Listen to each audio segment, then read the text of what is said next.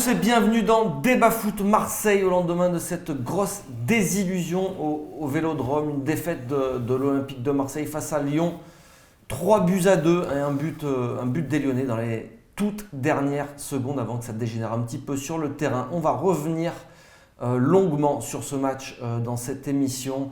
On va également revenir sur quelques déclarations d'après-match de Rudy Garcia, sur l'arbitrage de Mandanda également. Et puis on évoquera le calendrier de l'Olympique de Marseille et de Lyon qui a le meilleur calendrier sur cette fin de championnat, puisque le championnat est maintenant relancé, en tout cas cette course au podium est relancée. Voilà pour le programme également un gros débat sur la problématique de l'Olympique de Marseille contre les grosses équipes. Et on verra que ça dure depuis très longtemps, même avant Rudy Garcia. Alors on en parle tout de suite avec mes invités du jour. Il est là, il est tout beau. Oui. Papa Eli est avec nous. Oui, salut Benjamin, salut. Tu es passé du peignoir au costard. Ouais, c'est comme ça parce que hier on était dans l'ambiance du Vélodrome et le 12e homme était présent et les joueurs étaient absents. Il y a des séquelles au niveau de la voix. Grosse séquelle au niveau de la voix, donc on va reparler de ce match. On a plein de choses à dire. Ouais. Thierry également est avec nous. Merci bonjour Thierry. Benjamin, bonjour à toute la communauté marseillaise. Et ouais, difficile, une nuit un peu difficile. Hein. Tous on a la gueule de bois, j'ai l'impression ce matin. Exactement, dur de trouver le sommeil et ce matin c'est la gueule de bois. Bon, on va être obligé de reparler quand même, de décortiquer ce match. Et Nicolas est avec nous également. Nicolas. Difficile aussi, courte. Nuit courte. Voilà, on était tous ça les deux. pique. De toute façon, on était tous les quatre au stade hier soir. On en parle tout de suite. On va commencer par un petit débrief de ce match OM Lyon. Allez, c'est parti. Alors messieurs, on l'a dit, une nuit de sommeil un petit peu difficile. Est-ce que quand même cette nuit de sommeil a changé ta vision que tu avais à la sortie du Vélodrome pour la fin de campagne? Non, oui, hier à la sortie du Vélodrome, j'ai réagi en tant que supporter. Voilà, et après maintenant, on analyse avec en toute retenue. Hein. Voilà. Non, mais c'est pas une question de retenue.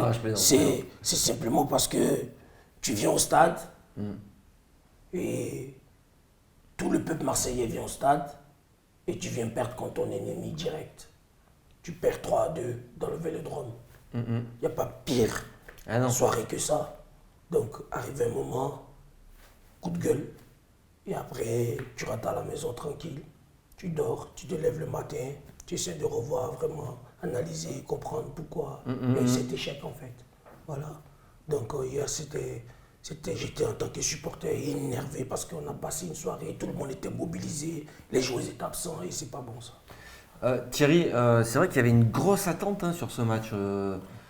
L'OM était dans une bonne période, Lyon au contraire on a l'impression qu'ils étaient au fond du trou et voilà, toutes les planètes étaient alignées pour enfin ça se passe bien. Avoir une victoire contre un top 3 du classement, enfin un top 4 du classement et puis des grosses désillusions, on perd encore, donc après les joueurs sont au bout du rouleau là, je pense que la trêve internationale va leur faire du bien.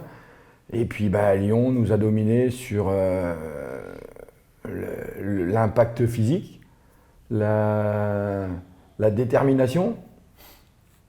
Ouais. Et puis après j'ai trouvé un mauvais coaching, une mauvaise composition d'équipe de Garcia. Donc après le tout mélangé, résultat ça apporte une défaite. Ouais, on va en parler de ça aussi, de Garcia. Nico, toi, ça a changé déjà entre le décrassage de ce matin et aujourd'hui, et ce soir.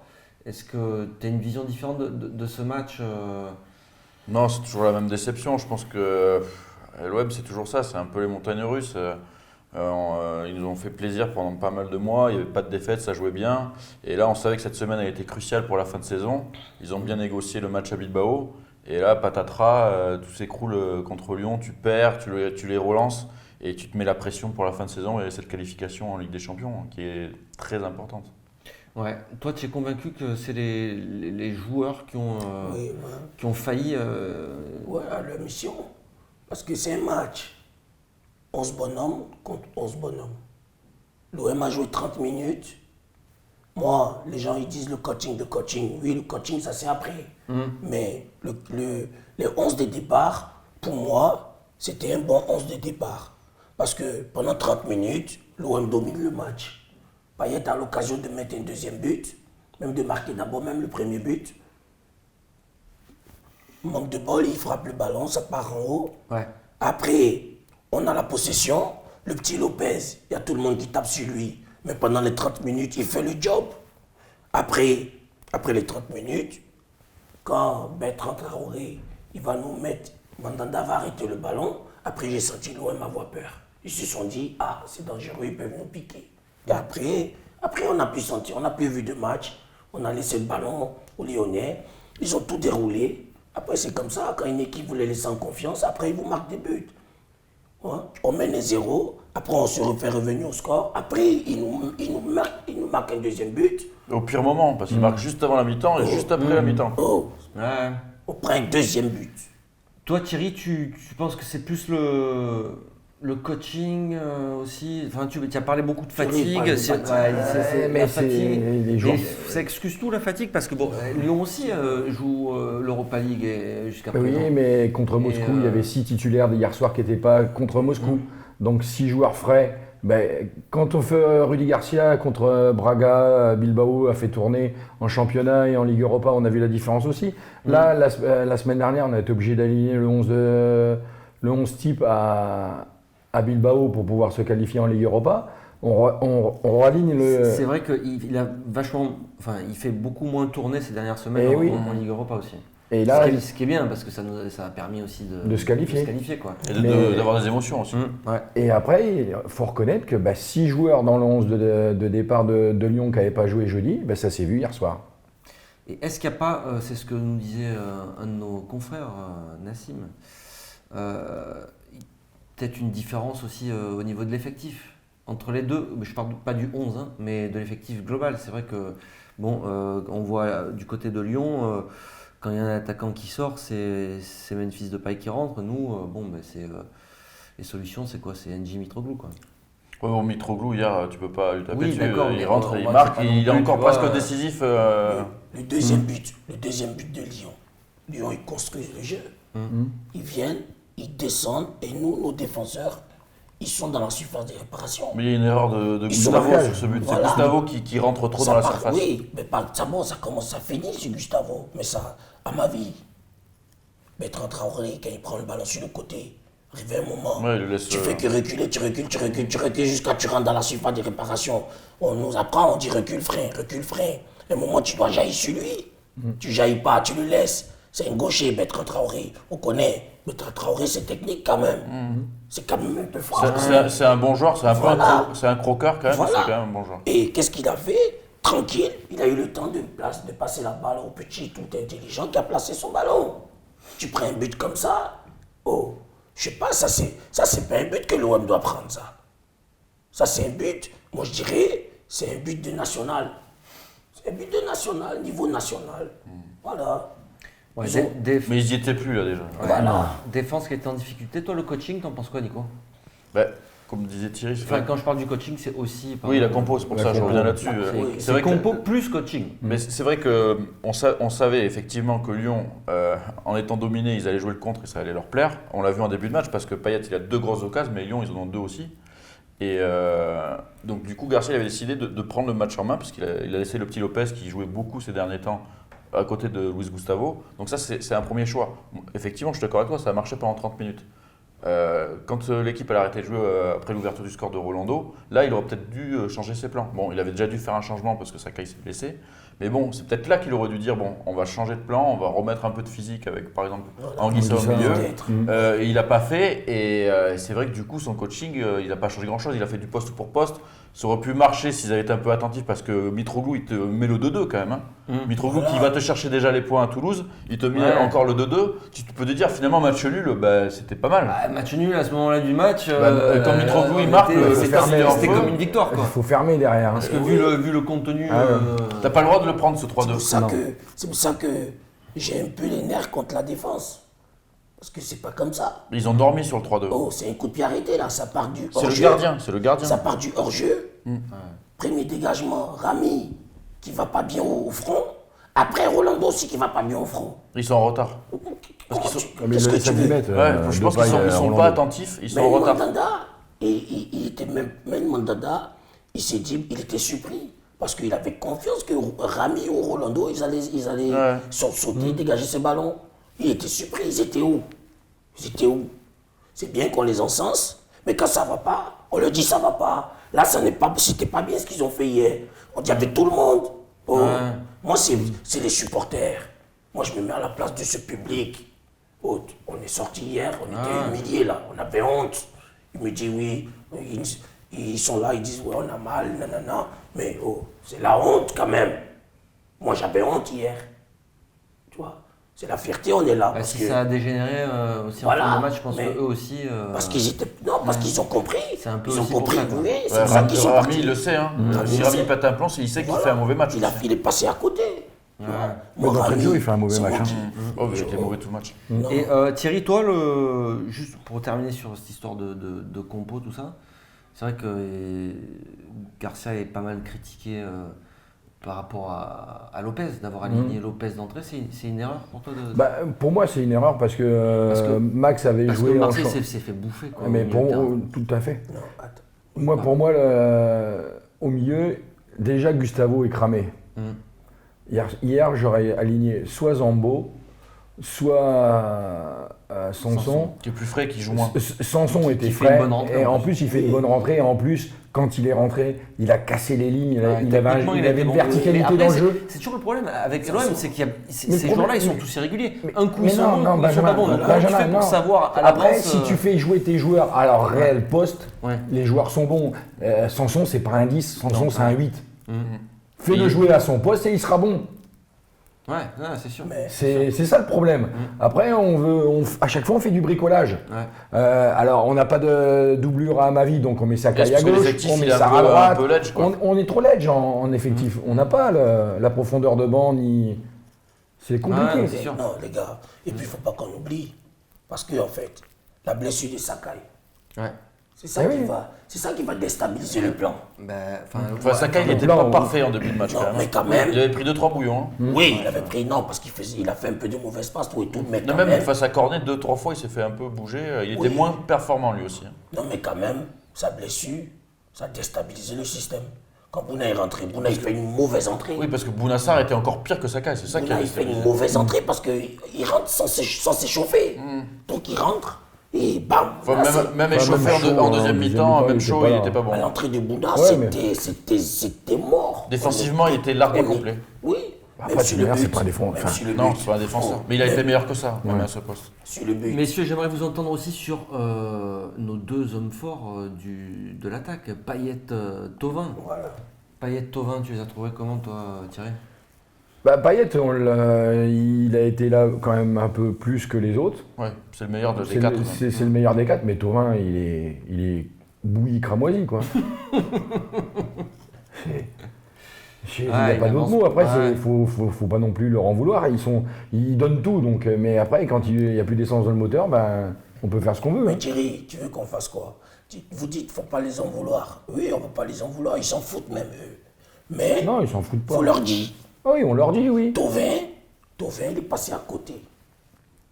Quoi? Mais il n'était pas bon contre Bilbao déjà. Après, on dit Thauvin, 82 millions. Parce que. Ouais, bon, après. Non, mais ça, c'est pas un vrai chiffre. C'est pas un vrai chiffre. Après, on mais bon, ça reflète un peu d'une certaine tendance quand même. C'est une tendance, mais ça veut rien dire. On dit meilleur buteur européen, c'est la Ligue 1. Tu ne vas pas comparer la Ligue 1 avec les championnats espagnols, avec les championnats allemands. Si tu ramènes Thauvin en première ligue là-bas, chez les Anglais là-bas, Thauvin, s'il te met 15 buts, franchement, si tu ramènes Thauvin en Allemagne, il ne peut pas te mettre 15 buts. Ici en Ligue 1, oui, il va te mettre 15 buts. Donc Thauvin, c'est à lui de se remettre en question. Il faut qu'il comprenne que, oui, il est bon. Thauvin, il fait une super saison aussi. Oui, au niveau de la Ligue 1. Ouais. Après, on peut ouvrir le débat aussi sur notre chouchou pas bon. Hein. C'est qui? Notre numéro 9. Ah. Germain. Hein, on peut ouvrir le débat sur lui. Germain aussi, ouais. Parce que Germain, c'est catastrophique. Hein. En ce moment, oui. En ce moment, Nico, toi, Payet, Thauvin, c'est encore. Thauvin, on l'a dit. Il passe à côté encore d'un gros match aussi. Je pense pas que sur ce contre Paris, on peut le dire. Mais là, sur ce match-là, je pense qu'il n'était pas bien avant de prendre des coups là, et de ne pas jouer pendant une semaine. Contre Bilbao, il était nul aussi. Enfin, il était nul, il n'était pas bon, il n'est pas tranchant comme il a été. Donc là, moi, je ne m'attendais pas non plus à ce qu'il soit exceptionnel. Après, il se dépouille, on ne peut pas lui enlever ça. Non, il court, mais il a perdu ce côté tranchant. Il n'arrive plus à passer, quoi. Là, tu ne peux pas dire c'est forcément un gros match, mais c'est. Il a plus l'explosivité qu'il avait au début de saison. Pas de tranchant, techniquement pas assez précis. Après, Payet, pendant 30 minutes, quand l'équipe a joué, il a été intéressant. Il a eu du déchet encore parce qu'il a aussi du déchet, mais il est aussi capable de te faire des passes. Je vois une action où il décale Germain plein axe et Germain il n'a plus qu'à la donner au Campos, il la donne pas. La passe elle est super. Et il en a fait plusieurs comme ça. Donc Payet il est quand même intéressant et il amène quelque chose. Après quand l'équipe elle joue plus c'est plus difficile pour lui. L'information aussi d'hier soir c'est que Lyon est complètement relancé du coup et que la deuxième place s'envole. Là, jusqu'à présent, on avait encore un espoir. Non, pour moi, la deuxième place, je ne sais jamais. On va pas trop. 7 points, ça semble difficile. C'est dur, 7 points. 7 points. C'est impossible. Non, mais c'est impossible, mais il ne fallait pas viser la deuxième place, il faut garder la troisième. Attends, les gars, disons, c'est pas impossible, parce qu'il n'y a rien qui est impossible dans la vie. Ouais, d'accord. Lyon, ils étaient à 7 points. Lyon, ils étaient à 7 points ou pas? Monaco. Lyon, ils étaient à 7 points. 5. Ils sont à combien? Ils étaient à 5 points, ok. 6 victoires d'affilée, Monaco? Pas ça? Non, 15 là. 15 matchs sans défaite en Ligue 1. Oui, non, mais de victoires d'affilée. 7 ou 8 là, je crois. Ouais. Maintenant, voilà, Thauvin. Donc, ils n'ont plus rien d'autre à jouer presque. Thauvin a dit maintenant, on va plus regarder devant, on va regarder derrière. Et ça, c'est mauvais signe quand tu fais ça. C'est pas bon. Faut jamais dire je regarde derrière. Thauvin dit on va pas regarder devant, on va regarder derrière. Quand tu conduis une voiture, tu ne regardes pas derrière. Occupe-toi de toi, regarde devant, vas-y devant, joue tes matchs. Juste un petit coup d'œil dans le rétro, c'est tout quoi. Rétroviseur de temps en temps. Clignot et tu doubles.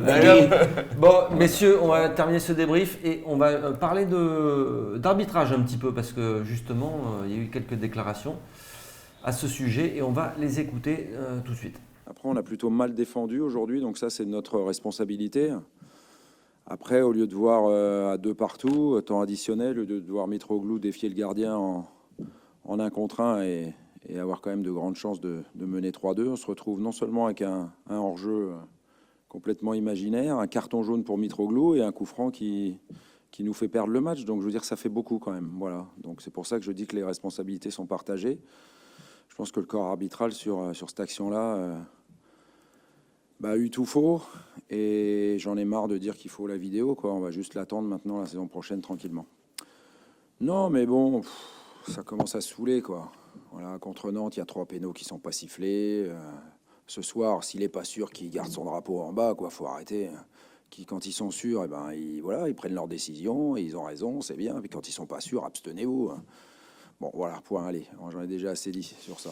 Alors messieurs, vous avez écouté avec attention Rudy Garcia parler d'arbitrage. Est-ce que avec l'arbitrage vidéo la saison prochaine, l'OM sera champion? Non. Avec 15 points d'avance sur le PSG. Il va falloir les payer grassement les arbitres. Vous savez, moi... Il se trompe là, Rudy ou... Oui, là, il se trompe là. Il faut qu'il arrête un peu quand même par rapport aux arbitres.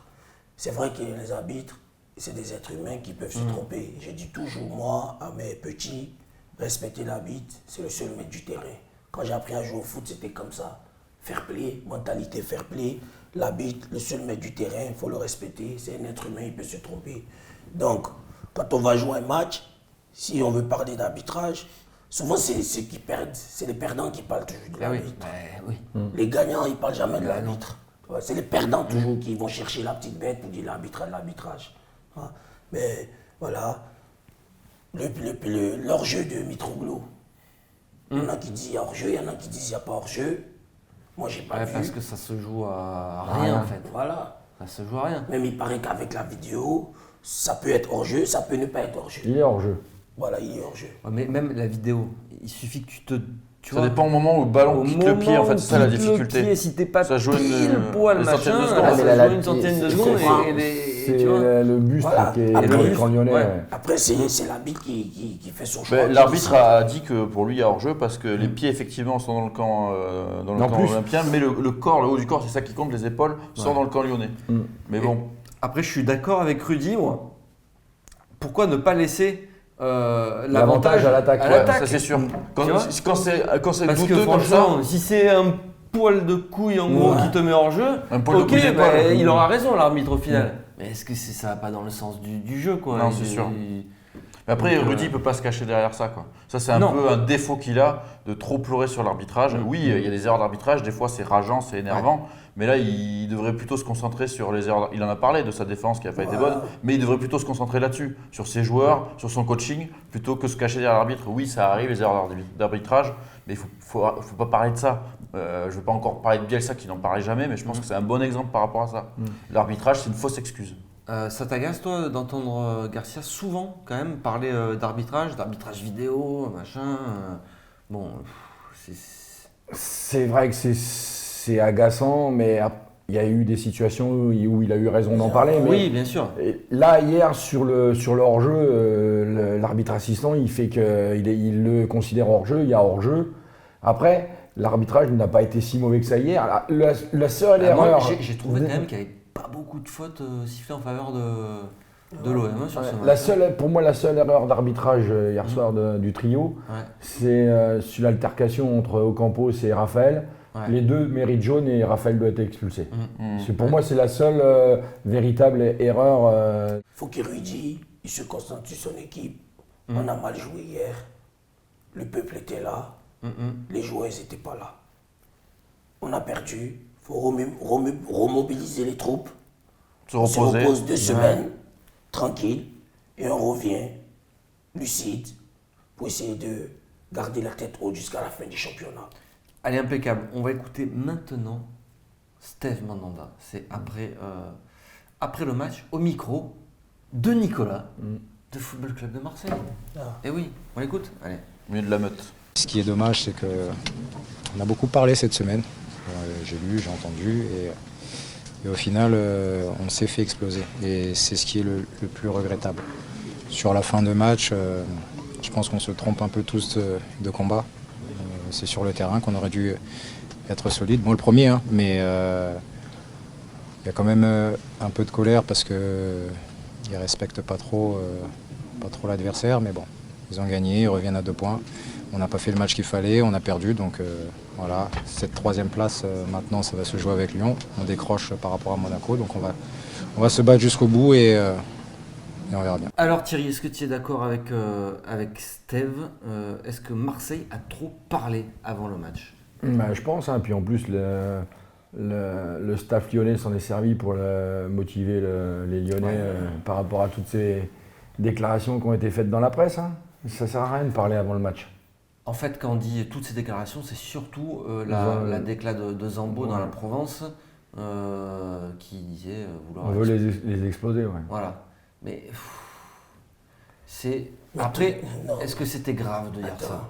Non, mais après, je pense qu'il dit... Après, il faut juste assumer sur le terrain, c'est tout. C'est tout. Voilà. Mais... Ça fait partie du folklore du foot. Mais moi, j'ai trop parlé. Ouais.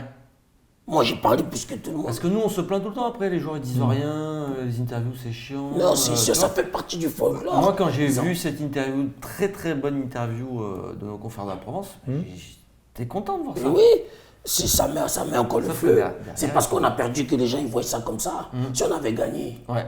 On n'en parlait même pas. Voilà, parce que quand on perd, on ressort toujours des problèmes. Des excuses. Voilà, on n'assume pas. Le problème aussi, c'est que c'est pas la première fois. C'est qu'avant le match de Paris, on avait aussi parlé. Hein, Nico. Donc au final. Non, mais je pense que le problème, c'est pas forcément de parler, c'est surtout de ne pas donner ce qu'il faut sur le terrain derrière. Voilà. Parce qu'on va les exploser. En gros, on veut leur marcher dessus, on veut leur montrer que c'est nous. Mais si tu le fais sur le terrain, parfait, tu peux le dire, ça fait partie du folklore, comme il dit, c'est le football, ça chambre un petit peu. C'est comme les Lyonnais qui chambrent un petit peu à la fin du match, ça fait partie du folklore, même si eux, c'est récurrent aussi le chambrage. Mais voilà, c'est sur le terrain, l'équipe elle n'y était pas, c'était pas mal pendant 30 minutes, puis après ça s'est totalement écroulé. Les mecs, si c'est pour faire un match comme ça, vaut mieux qu'ils se taisent avant les matchs dans ces cas-là. Donc toi, tu comprends plus, Steve, par rapport à ça, Thierry, pour finir? Ah oui, je le comprends. Moi. Mais et puis en plus, il met un petit tacle à l'effectif. Ouais, Voilà. Putain, il met un tacle sévère à Zambo. Sur Zambo qui a même par rapport à Oui, qui a quand même joué, quoi. à l'attroupement à tout le monde à la fin du match. Oui, parce qu'il m'a dit à la fin du match, et puis la bagarre, il met ce tacle pour remobiliser l'effectif. Voilà. Ouais. Il met plus un tacle d'ailleurs sur ses coéquipiers que Zambo. En gros, il critique le manque d'envie dans les duels, de pas avoir montré sur le terrain. C'est ça, lui, c'est ce qu'il dit. On l'a pas montré sur le terrain, quoi. On l'a pas assumé. Parfait, allez, on va s'arrêter là et on va passer au calendrier. Eh ouais, le calendrier qui va intéresser l'Olympique de Marseille et Lyon. Parce que maintenant, ça va être un duel entre les deux équipes pour la distance. Pour cette 3e place. Alors, je vais vous donner le calendrier des deux équipes. Alors, l'OM va recevoir Dijon, se déplace à Montpellier. Non, on reçoit Montpellier. Alors, c'est l'inverse. On se déplace à Dijon. Pardon. Je recommence. On se déplace à Dijon. On reçoit Montpellier. On va à Troyes. On reçoit Lille. On va à Angers. On reçoit Nice. Ensuite, Guingamp à l'extérieur. Et on finit par Amiens au Vélodrome. Okay. Donc, je répète, Dijon, Montpellier, Troyes, Lille, Angers, Nice, Guingamp, Amiens. Voilà. Pour Lyon, ça va être réception de Toulouse, déplacement à Metz, réception d'Amiens, déplacement à Dijon, réception de Nantes, puis réception de Troyes. Donc, et ensuite, déplacement à Amiens, et puis ils finiront à Nice. Enfin, la réception de Nice. Okay. Voilà, donc en gros, ça fait 1, 2, 3, 4, 5 matchs à domicile pour Lyon. Lyon. Mais c'est pas forcément une bonne nouvelle pour eux, ça. Et 4 matchs à domicile pour Marseille encore. Voilà. Bon, quel est le calendrier le plus favorable selon toi? Moi, je trouve que nous, notre calendrier, on a Nice, on a Lille et on a Montpellier. Que je trouve que c'est des matchs qu'il va falloir bien négocier. C'est à domicile. Voilà. Montpellier, Lille, Nice. Montpellier, Lille et Nice, c'est des matchs, surtout Montpellier. Sur le papier. Montpellier déjà, Montpellier, je crois qu'on peut s'arranger avec eux. Parce que là, il va falloir des arrangements maintenant, là. Parce que là, sérieux, là. C'est-à-dire qu'on leur a déjà donné un titre, Voilà. On a participé à leur titre il y a quelques années. Voilà. Donc ça peut se faire. Bon, ça peut se faire, mais ça se fait pas, on est d'accord, c'est pas légal tout ça. Je sais. Dans le foot de haut niveau, ça se passe. Comment ça? Mais non, ça se passe pas. Si, ça se passe. Les gens ne parlent pas, mais ça se passe. Ah, ça se passe. Mais comme ça, juste entre amis. Voilà. Des coups de téléphone, des mallettes par-ci, des Ah, mallettes non. par-là. Il y a eu des problèmes en Ligue 2. Des promesses ici, des promesses de l'autre côté. Non, on On sait comment ça cautionner ce fonctionne. genre. Genre, on va acheter Je sais qu'on ne cautionne pas. Bakayoko l'année prochaine, quoi. Mais la vérité Non, aussi, amicalement, Montpellier nous doit quelque chose. Voilà. On les reçoit. Donc, juste pour finir, toi, le calendrier le plus favorable pour toi, c'est celui de l'OM ou de Lyon? Je trouve que notre calendrier, quand même, il est favorable parce que tous les grosses équipes qui nous restent, on les joue à domicile. D'accord. Thierry Je dirais avantage Olympique de Marseille. aussi. Et puis on a toujours 2 points d'avance. Donc par rapport aux 8 derniers matchs, on est en position de force. Je pense que sur les 8 dernières journées, je pense que les 2 équipes lâcheront des points. Et Lyon, en plus, leur faiblesse, c'est de jouer contre les petites équipes qui ont besoin d'assurer leur maintien, qui défendent bas, et ça ne leur réussit pas. Alors toi, Nico, tu disais que c'était un avantage que Lyon reçoive. C'est par rapport à ça. Ouais. C'est qu'effectivement, que Lyon, même chez eux, contre des petites équipes qui vont bétonner, et ils ont souvent du mal à construire, et surtout leur starlet de devant ont du mal à se transcender dans ce genre de match. Ils les jouent un peu par-dessus la jambe, ce genre de match, et ça c'est difficile. Après, on les a peut-être relancés, Lyon, donc moi je pense que ça se voit, les calendriers. On voit que les Nice, c'est quand même le club qui va être un peu compliqué à jouer pour les deux. Sinon, c'est que des Après, quand on regarde de plus près les 2 prochains matchs, l'OM va à l'extérieur, à Dijon. Bon, ça reste Dijon. Ouais, mais Dijon, c'est pas une... Voilà, c'est Dijon. Et par contre, Lyon reçoit. Et c'est là qu'il peut déjà y avoir une bascule. Si tu fais match nul et que on est d'accord, gagnent, sachant que mentalement, toi, tu les as complètement regonflés à bloc. Et que tu as l'Europa League. Et toi, tu vas être en doute. Alors, tout s'est inversé. Je suis d'accord, mais tout s'estompe là avec la trêve. Parce que totalement. Parce que l'inconnu maintenant, des 15 jours de trêve, c'est pour moi, personne ne sait comment les équipes vont redémarrer après la trêve. C'est vrai. Les internationaux, tout ça. Tous. Et beaucoup perdent des points après une trêve internationale. Et l'OM va devoir être bon à l'extérieur, ce qui n'a pas toujours été le cas cette saison. Dernière chose, on parle aussi du goal average des deux équipes. Différence de but. Ouais, ils sont devant nous là. Ils sont à 2 buts de plus. Plus 26 pour Lyon, plus 24 pour l'OM. Donc là aussi, c'est serré. C'est comme le classement. Aussi, ça aussi, quoi. Allez, on va basculer maintenant vers le gros débat. Et le gros débat, c'est les gros matchs. Et ouais, pas de victoire dans les gros matchs. Et ça fait très longtemps que ça dure. Allez, on en parle maintenant. Alors l'OM en difficulté contre les grosses équipes dans les chocs. Et ça fait très longtemps que ça dure. Et ouais. C'est pas nouveau, c'est pas que pour Rudy Garcia. Et c'est pas que pour Rudy Garcia, eh oui. Parce que Nicolas est parti enquêter sur ce sujet. J'ai fait les stats. Et il a découvert en fait que l'OM n'avait pas gagné face à un gros depuis 2015, c'est ça Nico ? C'est Nassim qui m'en a parlé hier au stade. Donc j'ai regardé effectivement les stats. La dernière victoire face à Monaco, Lyon ou Paris en Ligue 1, on parle, parce que l'OM a battu Lyon en coupe. Ouais. Mais en Ligue 1, ça remonte à mai 2015, à une victoire 2-1 face à Monaco au stade Vélodrome. Depuis, c'est 7 matchs nuls et 11 défaites. C'est éloquent. Ça fait 3 ans. Ça fait 3 saisons pleines et sans victoire. Donc c'est vrai que c'est aussi le boulet de Garcia.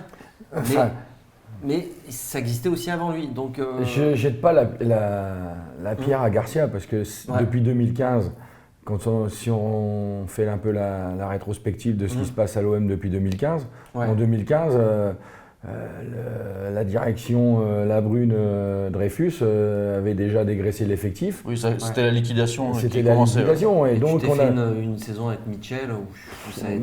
Donc après, je passe un peu la pommade sur les entraîneurs qui ont succédé depuis à la tête de l'OM. On n'a pas l'effectif pour rivaliser avec les gros, mais même encore cette année. Je pense que Garcia, on ne peut pas lui en vouloir sur la première saison parce qu'il prend un effectif un peu même moyen en cours, etc. Cette saison, on pouvait quand même espérer au moins une victoire sur les 6 matchs. Quand même. Au moins une fois sur les 6 matchs. Quoi. Ça a tenu à 15 secondes contre Paris au match aller. Ouais.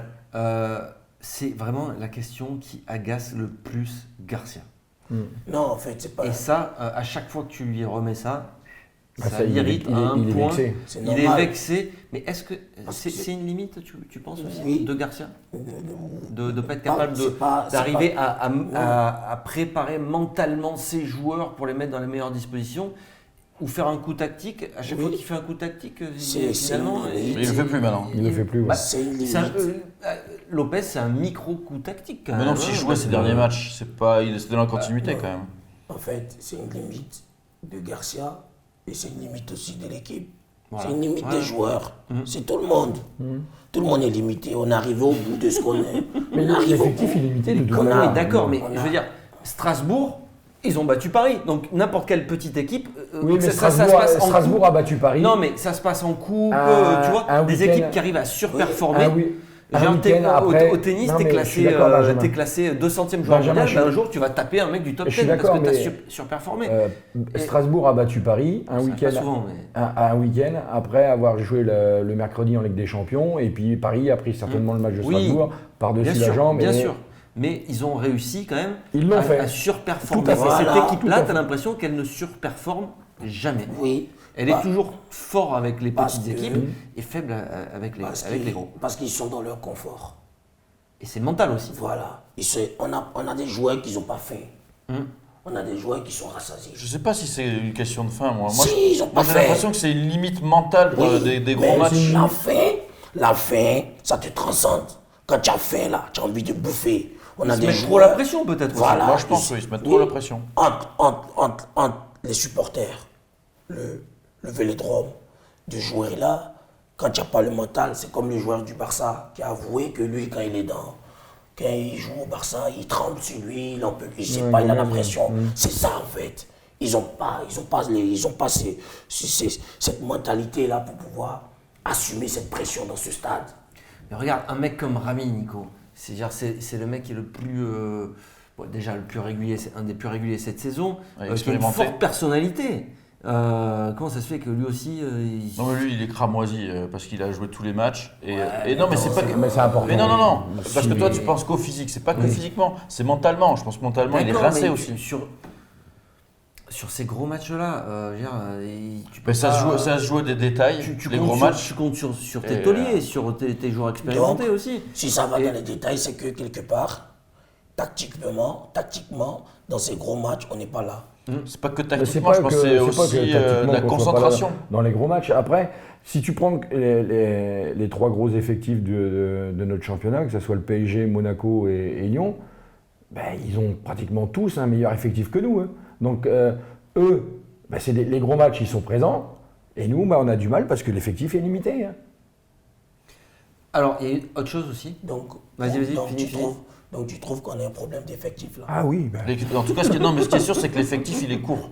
Ça, c'est évident. que Oui, l'effectif est bien court. sûr, bien sûr. Parce que Garcia, il bricole en faisant jouer On des fait joueurs du pas bricolage, totalement hein. à leur Donc- poste. Et il a quoi? Il a 3-4 remplaçants de niveau. Et c'est tout. Et il tourne avec 14-15 joueurs, c'est tout. hein. Donc c'est pas de la faute à Garcia alors, c'est de la faute à qui alors? Eh ben non, mais j'ai pas dit que c'était de sa faute. J'ai dit que c'est lui qui bricole. Lui aussi, il a fait On ce fait du choix-là. bricolage. Lui aussi, Lui aussi, il a fait sa ces choix-là. responsabilité. Bien sûr. Voilà. Bah, c'est Oui, qui- dans la préparation des matchs, ça c'est La préparation des matchs, c'est même le mercato, c'est lui qui a fait certains Notre cher choix. ami Mourad Voilà. qui met ça sur le tapis dit il y a un problème de préparation mentale et d'approche de ces gros matchs. Mais oui. Et là, c'est Garcia. c'est flagrant parce Mais qu'en oui. plus, tu mènes, t'arrêtes complètement de jouer, t'as l'impression que Ils ont peur. t'as peur. C'est ça, je te enfin, dis. peur, je pense pas. C'est... Non. Si, ils ont peur. C'est la peur qui te tétanise, qui fait que tu recules, donc tu veux jouer Et que tu l'assurance. cours dans Et le là, vide tu aussi. voilà. On les voyait courir C'est la dans le peur. vide, à machin, l'image faire d'un Ocampos, un euh, espèce Quand tu es confiant, ce que tu redoutes, c'est ce qui t'arrive. Ce que tu crains. Ils ont craint de perdre, ils ont perdu. Mais après, c'est pas C'est comme ça. spécialement à l'OM. Beaucoup d'équipes, une fois qu'elles marquent, arrêtent de jouer, reculent. Oui, mais Ouais. on Et parle pas les des grosses grands. équipes. Pas parle des les gros, grosses ouais. équipes, mais enfin, En fait, même des fois des grosses je équipes. vois, enfin, Mourinho.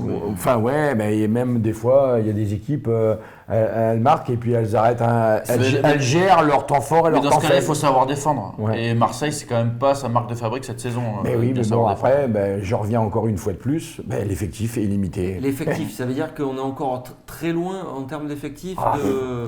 Franchement.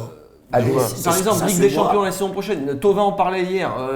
Si on joue la Ligue des Champions la saison prochaine, Il y aura que des gros. Il y aura que des gros. Et on les a qu'est-ce pas qu'on battus fait depuis 3 saisons. L'OM va devoir recruter beaucoup pour. Ah si on veut pour- exister en Ligue des Champions la saison prochaine, Mais exister, si on ça, veut- ça voudrait juste dire sortir éventuellement des poules.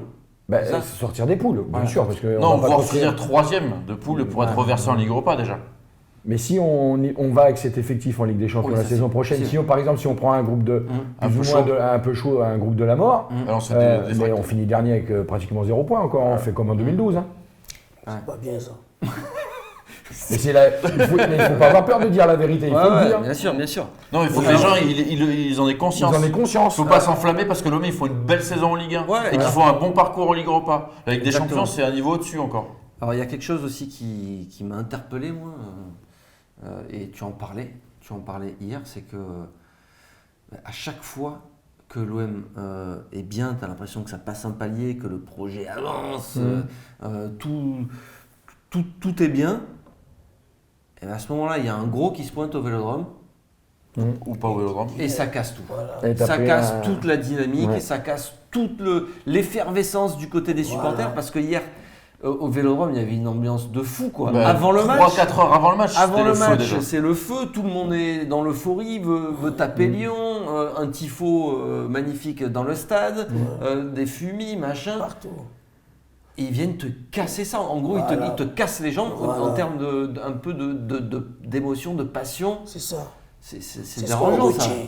C'est ce qu'on retient en fait. Moi, c'est pour ça que hier, j'ai passé une soirée vraiment triste en fait.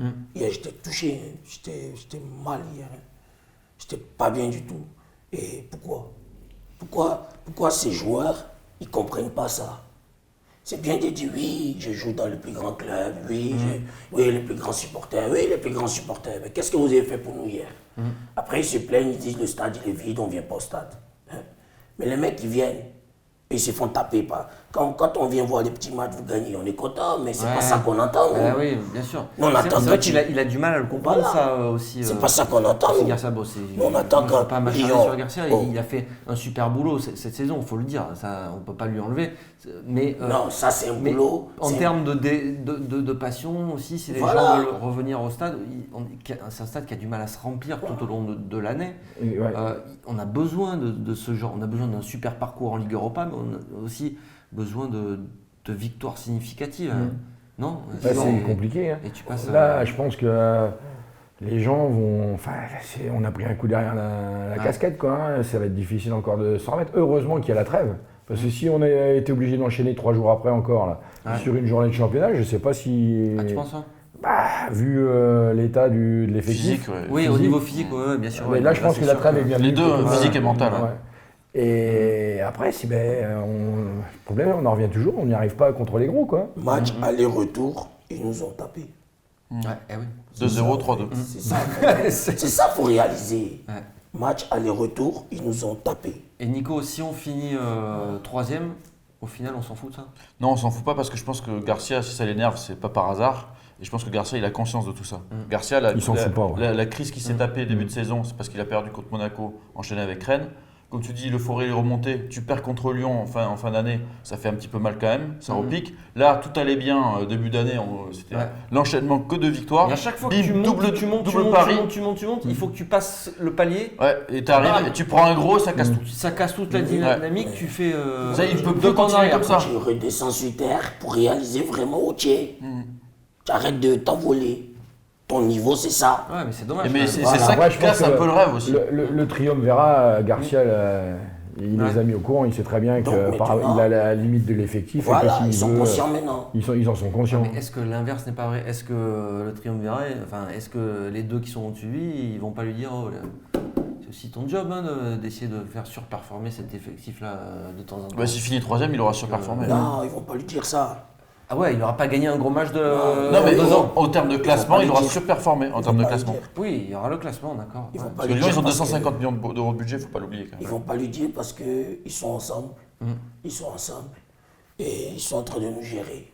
Voilà. Parce que l'OM. Non, mais ils savent de toute manière que l'effectif, il est limité. Hein. Voilà. Sauf que sans Ligue des Champions.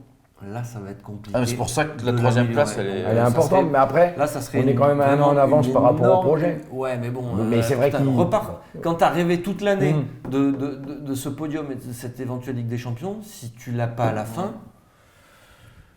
Mais oui, ça va être dur. Ça va être dur. Et là, je parle des supporters, quoi. Tu vois, ça va être dur. Messieurs. On s'arrête sur cette belle note positive. Nous aussi, ça va nous faire du bien la trêve, on va se remettre en forme. On va se requinquer. Un peu. Merci à tous. Merci de nous accompagner cette digestion. Dans cette dans ce pénible lendemain de match. Franchement.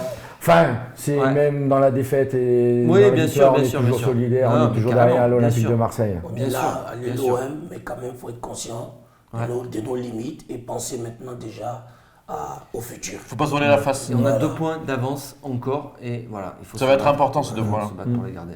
Allez, merci à tous de nous avoir suivis sur YouTube.